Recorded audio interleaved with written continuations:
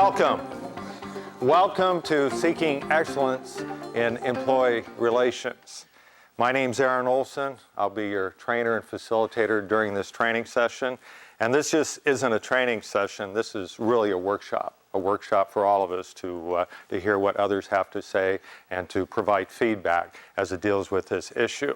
Now, some people ask the question, why should we have training on seeking excellence in employee relations? Are we doing it because it's politically correct? My response is no.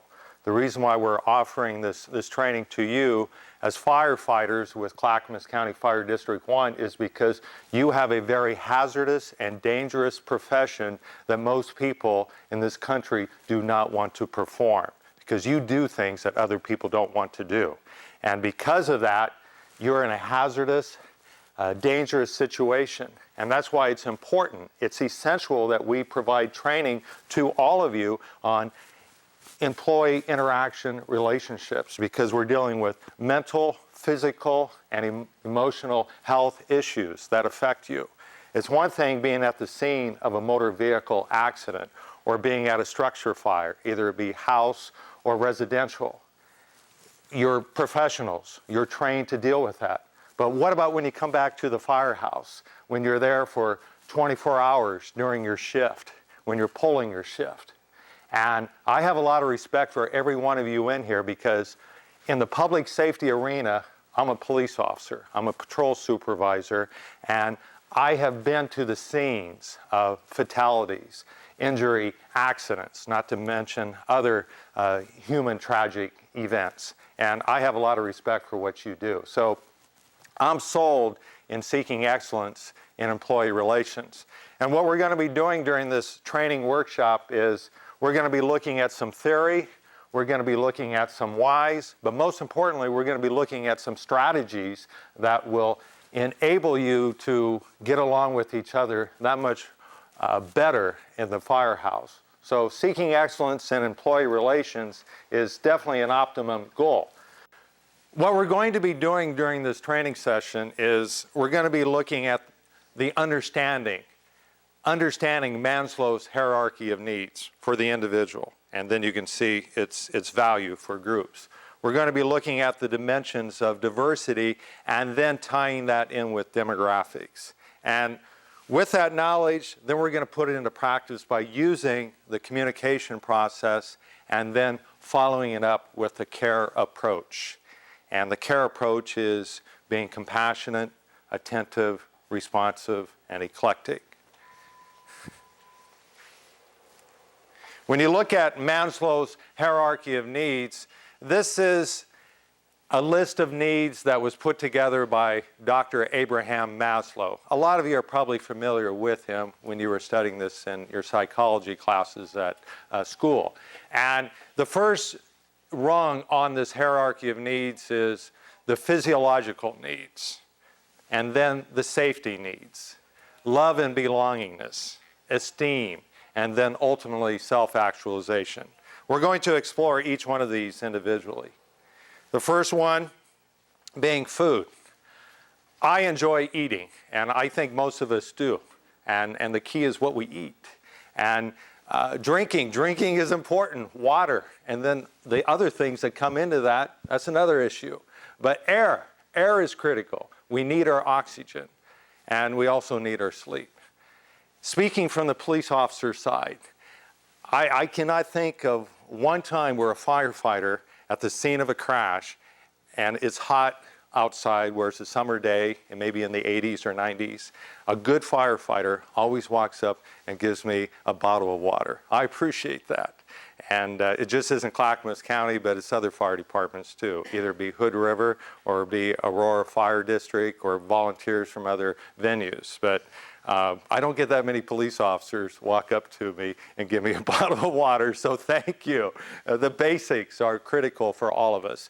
And this just isn't at the scene of a call or an alarm, but this is true back to the firehouse, because I know what goes on in that kitchen at those firehouses, and the smell is wonderful, the aroma. We have safety needs. We all have needs for safety and security. We welcome security. After September the 11th of 2001, we appreciate air travel safety that much more because of the terrorist attack on the United States. We also value stability. We need to know what's going on for a stable environment. Protection.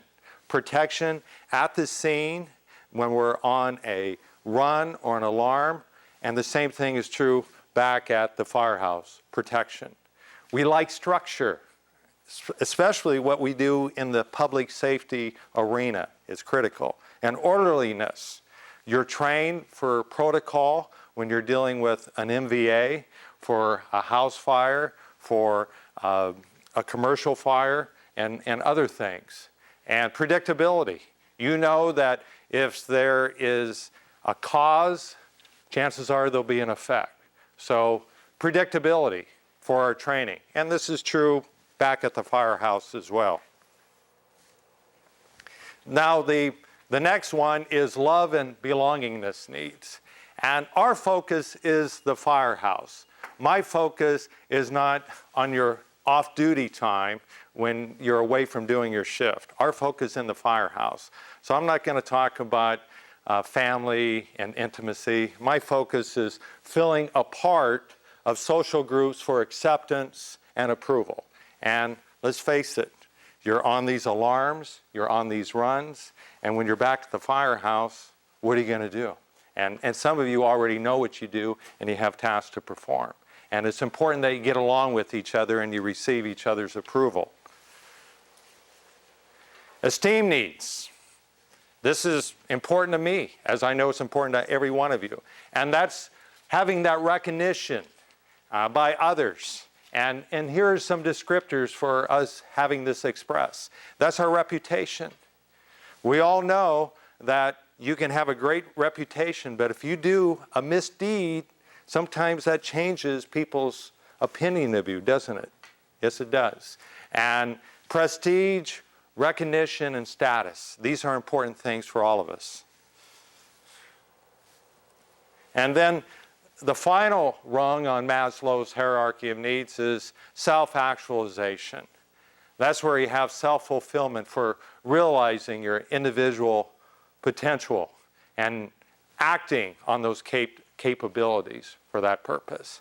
And you probably remember when you were hired by Clackamas County Fire District 1, you probably remember your probationary period, and then after you were able to master your competency in the different skills and tasks, how many of you, by a show of hands, started branching out from your firefighter services duties where you're able to explore and do other things too when you're off duty, by a show of hands here?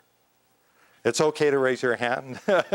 I don't think anyone from internal affairs is going to go knocking on the door.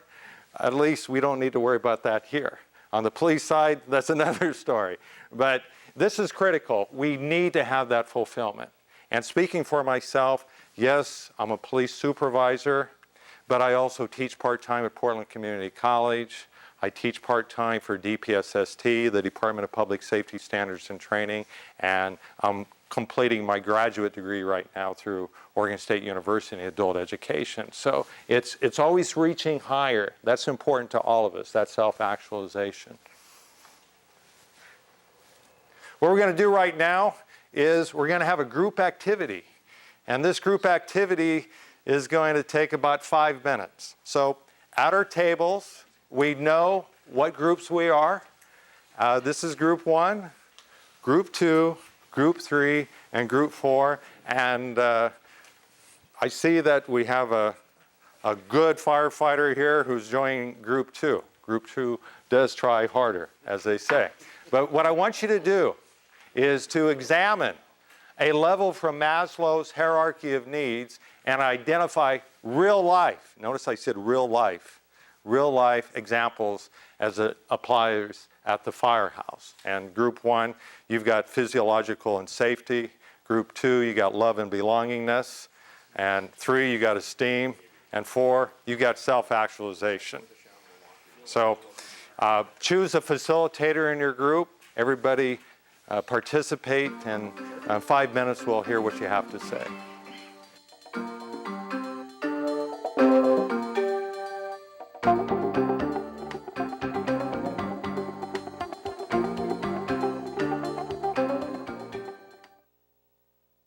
Would you say those of you who have had 10 plus years on, you see things differently today than you did 10 years ago?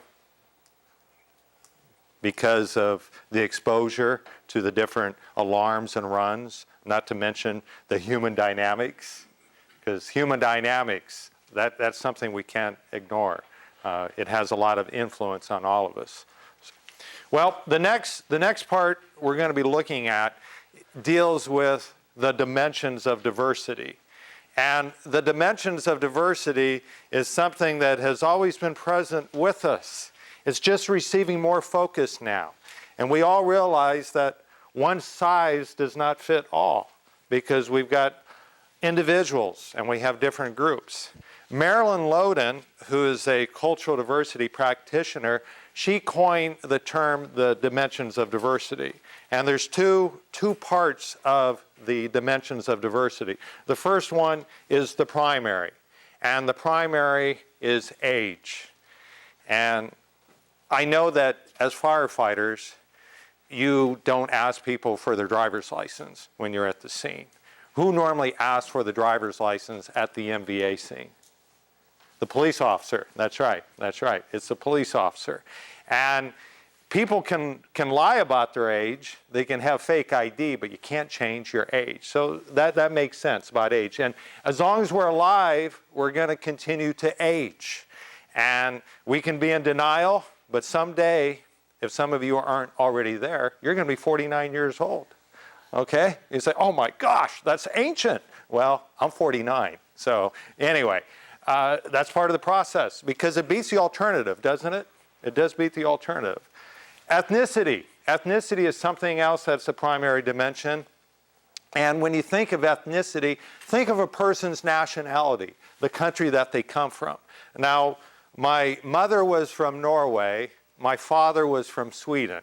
And you can say, oh, Aaron Olson, you must be from Minnesota. Okay, so anyway, ethnicity is the country that you come from, your ancestry, your lineage for that purpose. And then gender. Gender is the sex that a person has, either it be male or female. And with the assistance of medical science, people can change their gender on the physiological side. But without medical science, gender is something that cannot be changed from that standpoint. Number 4 is mental and physical abilities and characteristics. Those are things that we as individuals possess. And I've seen enough case study where if people are focused and determined, and by having a good coach and mentoring, you can almost do anything you want to when it comes to pushing yourself as an athlete or individual accomplishments. Race. Anthropologists say that there's only one race, and that's the human race. But society has deemed to categorize people in different races. And looking at the Census Bureau 100 years ago, you'll see that there was different categories for different races. But most of us, we do agree that there are different races as we look at the delineation of that.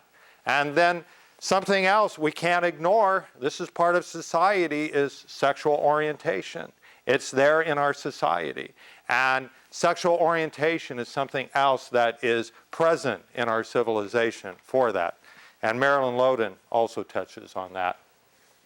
The secondary dimensions of diversity that Marilyn Loden refers to consist of several elements. And some people would think that religion would fall into the category of a primary dimension of diversity. And I respect that. But there are those who do not practice a religious faith or practice, so it could go either way from that standpoint. But I'm just going by what the practitioner says on that. There is no right or wrong answer. Geographic location, people can change. How many of you, by show of hands, have changed your address at least 5 times in your adult life?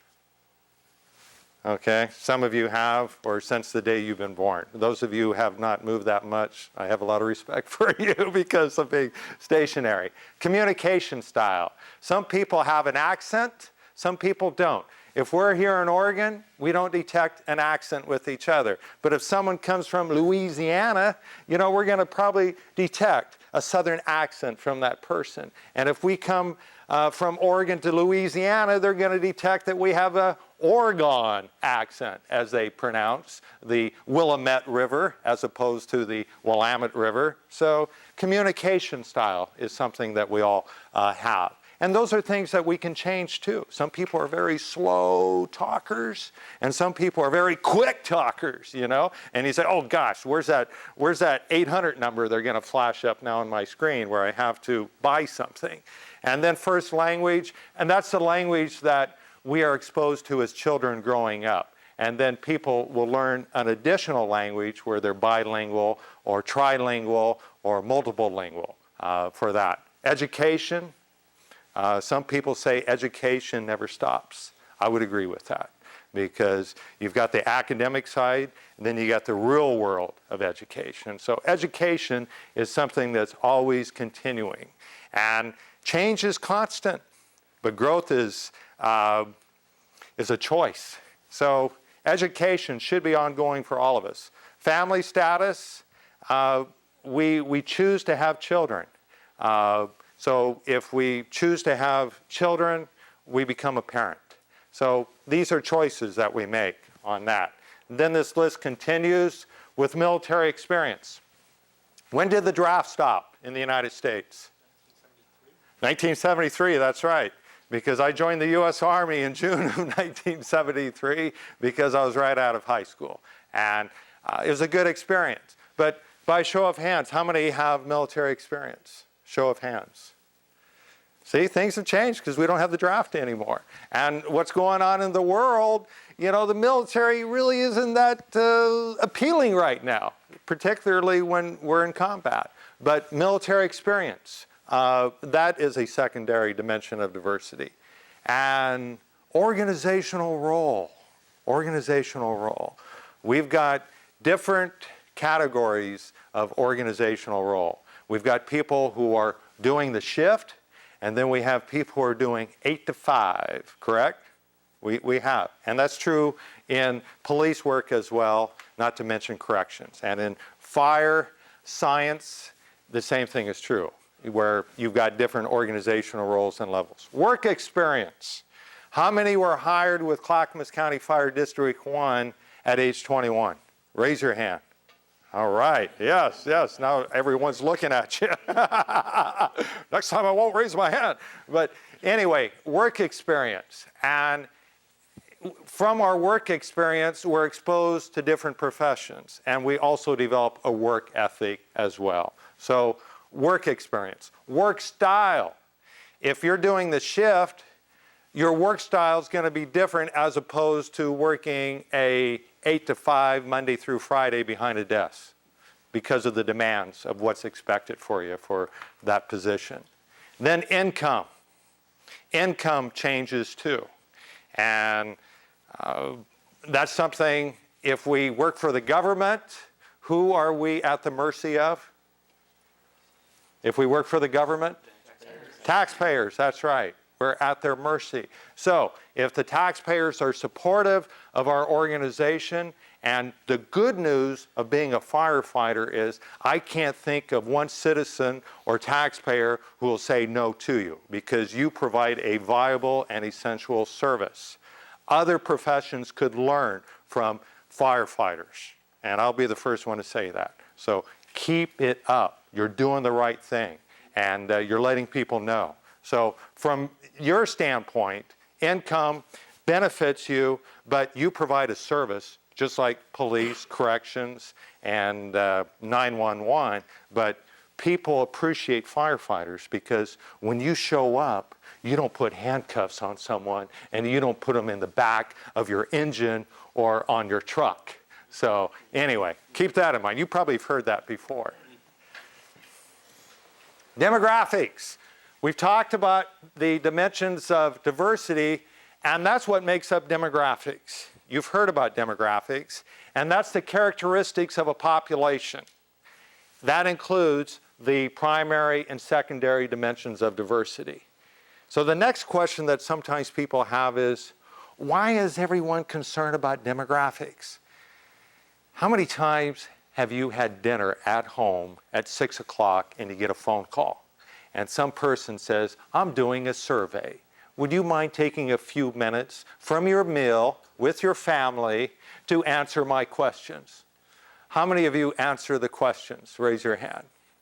How many say, I have to go or just hang up? Raise your hand. That's right. I do the same thing because I really don't have the time.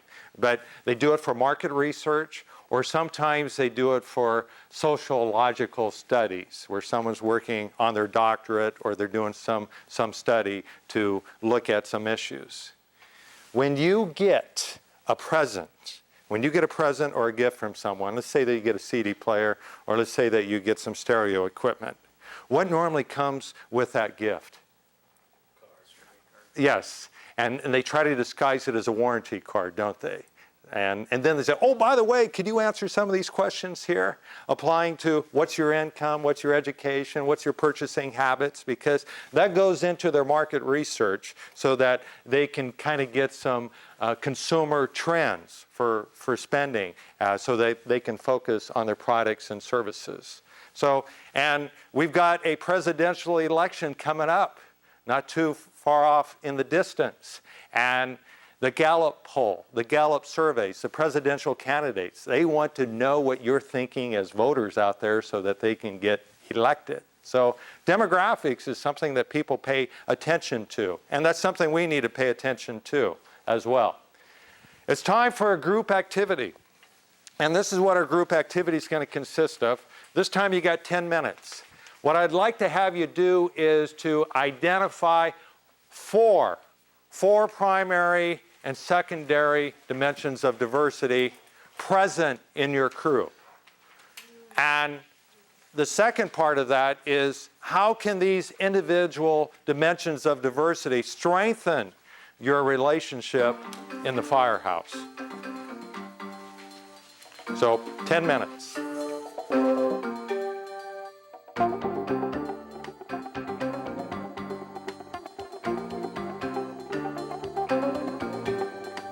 Time is up.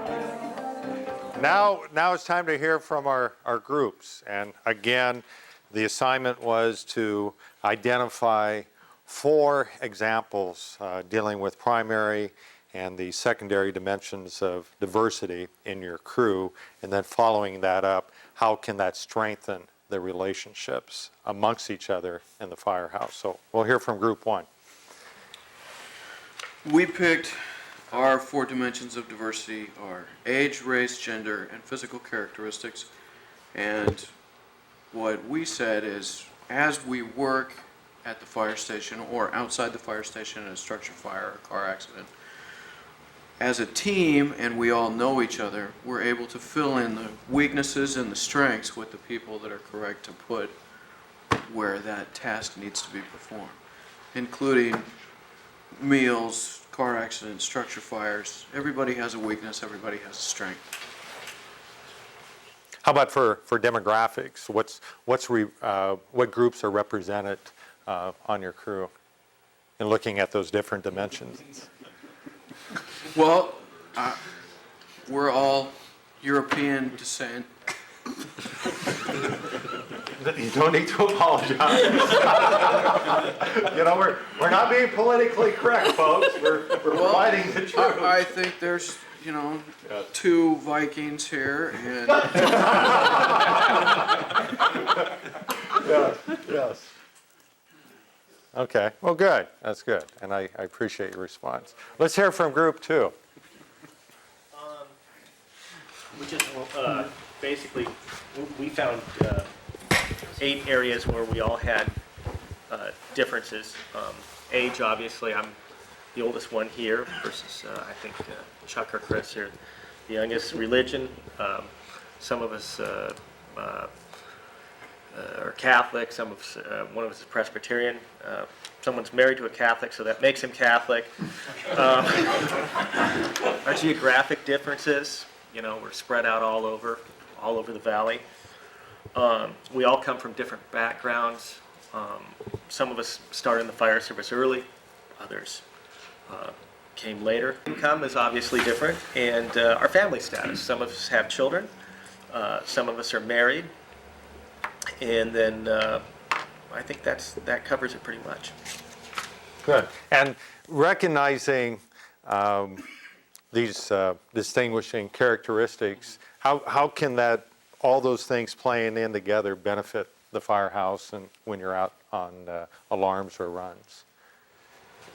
Well, obviously, diversity is good because it fills in gaps.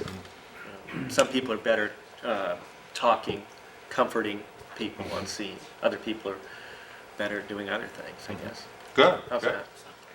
Thank you. I appreciate that. Yes. Okay, group 3. Before we looked at 2 for the primary was the age range and the mental and physical abilities. And today for our crew, for the age range, we are pretty dynamic from 21 to 37. So there's from a probationary firefighter to a very senior apparatus operator. So there's different experiences, both life and then in the fire service. For mental and physical abilities, I think the crew has a common goal of striving for some physical fitness and some mental fitness. So when you come across tragedies or emergency situations that you have to act quickly, you can make good decisions and you have the physical abilities to carry those out. And for the secondary, we looked at work style and communication style. And again, for work style, just people's work ethic and maybe what they've done before they were firefighters and what they do on their off-duty time helps build their work ethic. And then for communication style, again, going from 21 to 37, we cross over a couple generations there, so some of the terminology that's commonly used may be different, so there has to be some understanding on some terminology. And I think those 4 things for us today really helps build some understanding